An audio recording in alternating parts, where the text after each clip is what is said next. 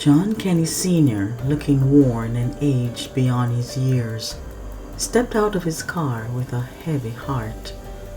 His movements were slow, almost mechanical, as he opened the passenger door for his wife. The weight of guilt from leaving their son at Forest Haven was etched deeply into his face. Now retired, he had struggled to raise John Jr., who was impossible to control despite their best efforts. Their son, mentally slow and plagued by seizures, needed professional care that they simply couldn't provide. The memory of their last visit haunted him. They had found their 9-year-old son, with all his front teeth kicked out, looking worse than ever. The staff's excuses had done little to quell his anger. They had promised to watch him closely, and with heavy hearts, they had left him there, hoping for improvement. As they approached the building unnoticed by staff or security, the sound of loud noises and screams filled the air. Their pace quickened, dread mounting with each step. Bursting through the door, they were met with a horrifying sight. Their son and several other patients, naked and shivering, being blasted with a hose by an employee for unruly behavior. The scene was a nightmare come to life, shattering any hope they had clung to. That story was just one of the countless harrowing stories of abuse emerging from Forest Haven, a facility established in 1925 as the district training school for the mentally retarded. What we have uncovered from this nightmarish institution is deeply disturbing, and we feel compelled to share these horrific accounts with you. Please be warned, the stories you're about to hear are unsettling, and viewer discretion is strongly advised. Prepare yourself as we delve into the dark history of this tragic place. Welcome to Some Stories of Mine and the series This Happened Here. If you're intrigued by the spine-chilling stories of places like this, hit that subscribe button and give us a thumbs up. It helps us bring more captivating tales to light. I'm LT Bartek, and today we'll explore some of the most unsettling accounts from Forest Haven. As we wrapped up our journey from Connecticut, where we delve into the Connecticut Carnival, Devil's Tower, and Eastern State Penitentiary, we had our sights set on two intriguing locations suggested by one of you: Forest Haven and the New Jersey Lunatic Asylum, also known as the Trenton Psychiatric Hospital. Despite their closures years ago, these sites are under such tight security that we couldn't even get a glimpse. Our drone received a stern warning: fly over the property and it might never return. I was perplexed by the extreme measures around these abandoned places. Why so much security for locations that are no longer in use? Though we barely captured any footage ourselves, I still want to share the chilling history and terrifying tales associated with these sites. While our video content is sparse, I found some haunting materials from other creators to help bring these eerie stories to life. Additionally, I will show footage of our drive along the way to help pass the time. So buckle up as we dive into the dark and disturbing history of these once active facilities in Maryland and New Jersey. First up is Forest Haven. Initially, I wanted to feature both this week, but there is so much to talk about here that I fear that the New Jersey Lunatic Asylum will have to be set for next week. Forest Haven, located in Laurel, Maryland, was established in 1925 as a state school and hospital for children and adults with intellectual disabilities. In 1925, it was known as the District Training School for the Mentally Retarded, as said before. The property had 22 buildings situated on a 200-acre forested property. The buildings were called cottages and had names such as dogwood, elm, hawthorn, holly, maple, oak, pine, poplar, and spruce. Initially, it aimed to educate its patients with useful life skills in a farm-like setting. However, over the decades, it became notorious for severe neglect and abuse. By the 1960s, Forest Haven's decline began as funding cuts and an increase in population, including individuals with conditions like epilepsy, strained its resources.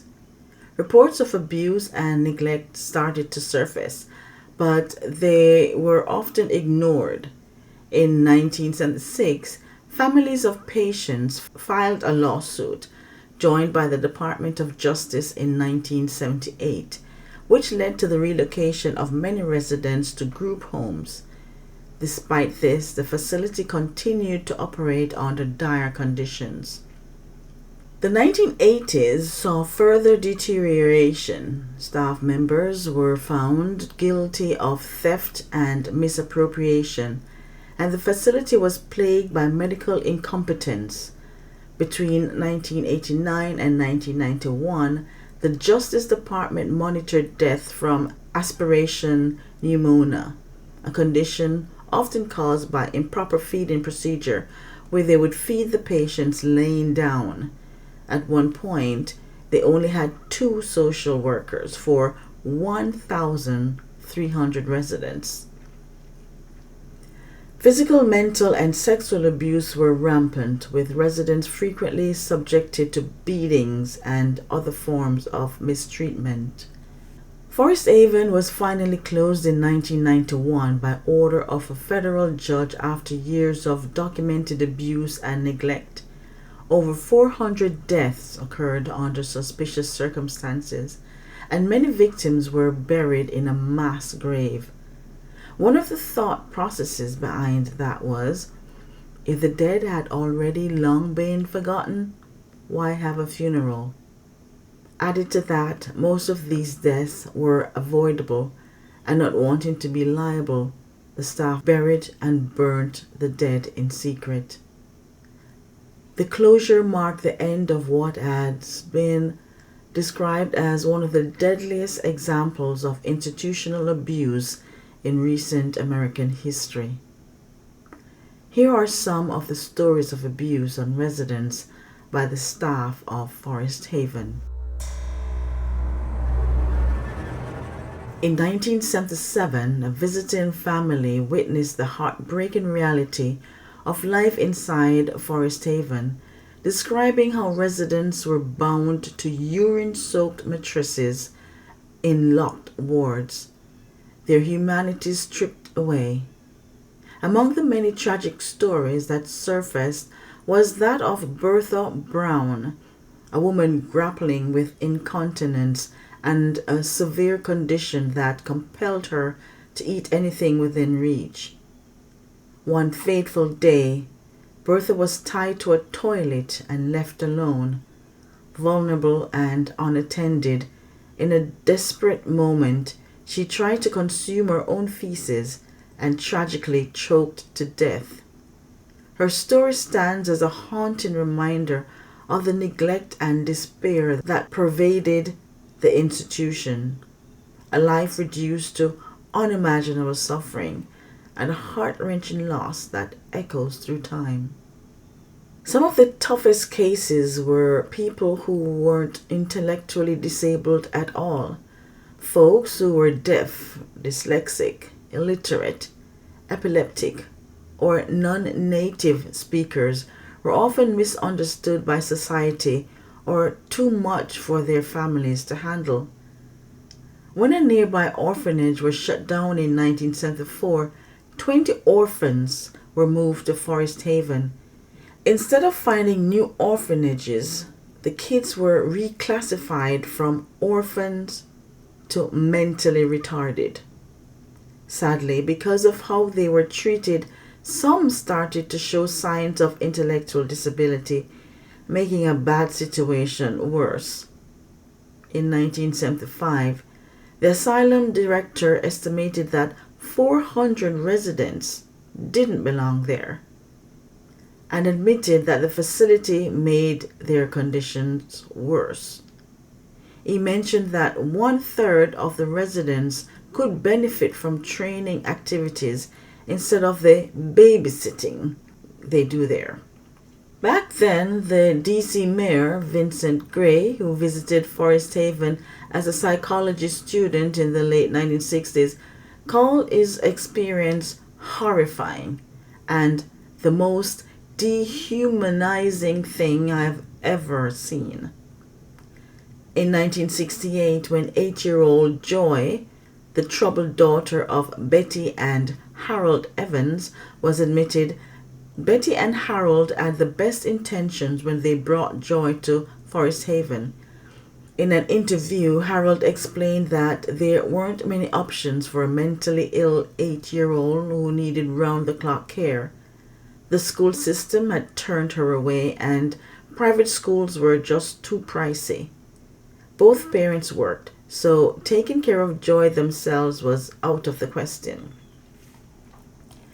At first, Forest Haven seemed like the perfect place to give Joy the 24 care she needed. But when her parents visited, they saw the awful conditions. They were horrified to find Joy tied to a bed in a cell with bars. Betty and Harold decided to take action. They led a group that filed a federal class action lawsuit on February 23, 1976. The lawsuit exposed Forest Haven abuses and challenged many of its practices. Joy died at Forest Haven in 1976 from aspiration pneumonia. Aspiration pneumonia is a type of lung infection that is due to a relatively large amount of material from the stomach or mouth entering the lungs. In short, Joy choked on her own food, as patients were often fed laying down. This is also part of the reason surgery patients are instructed not to eat at least 4 hours before operation. Joy Evans was 17 years old when she drew her last breath. As Forest Haven approached its final days with about 90% of the residents already transferred, the facility became desolate. It was operating on a skeleton crew and lacked funding for even the most basic care.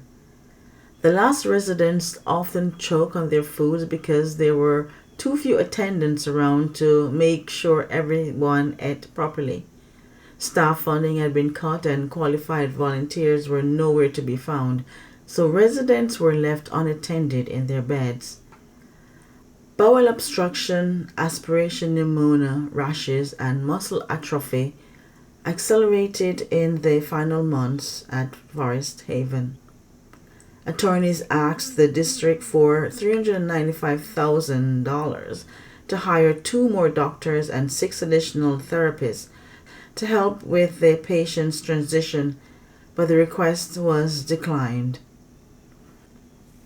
In March 1977, a case was presented to a U.S. Senate committee by Ricardo Thornton, a former resident of Forest Haven, advocating for his sister, Earlene Thornton, who had also been a resident there. The following account is a verbatim excerpt from Ricardo's statement. My sister Earlene died at Forest Haven. She was on Thorazine or some strong medication. She used to be drugged up a lot. She had broke her hand fighting. The staff told her to put ice on it. It hurt. They took her to get x-rays.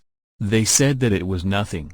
For 2 months it was just swollen, but they took her to the hospital and they put a cast on it. That was the last time I saw her. They told me she woke up with her hand hurting and they gave her medicine to cool her down, but she overdosed. They told me it was best not to see her. I went to school. It didn't bother me much, but I went to my grandmother's and everybody was crying. It really hurt then. The counselors wanted to know if I was going to sue. My aunts were saying, "They killed your sister. They killed your sister. Forest Haven officials said that Herline Thornton's 1977 death certificate shows she died of natural causes as a result of a blood clot. Forest Haven rarely held funerals, a stark reminder of how society had already forgotten its residents. From 1928 until 1982, the institution buried its dead in a field about 2,000 feet away, often without any ceremony.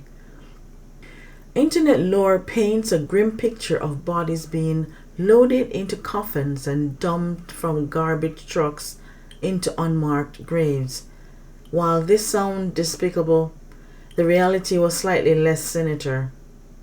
The asylum didn't have a hearse, so the staff used a maintenance crew's flatbed truck. The graves were unmarked, not out of neglect, but due to the high cost of proper headstones. Instead, a metal disc was placed between 4 graves, with 4 numbers indicating each plot.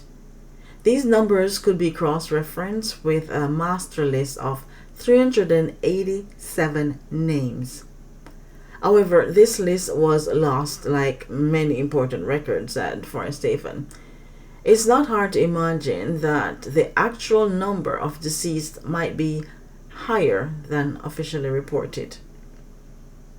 In 1989, the families of former residents came together to purchase a single ceremonial headstone to remember those who perished at Forest Haven. The remembrance is a poignant tribute to the forgotten souls who lived and died there.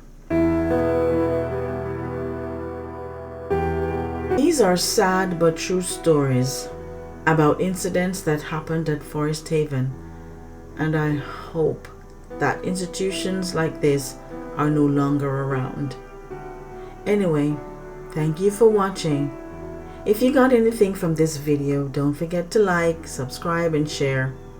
Also, leave me a comment to let me know what you think. Remember, next week I'll tell you the stories of New Jersey Lunatic Asylum, located in Trenton, New Jersey. Love yourself and others, and I will catch up with you on the next one. Love you. Bye.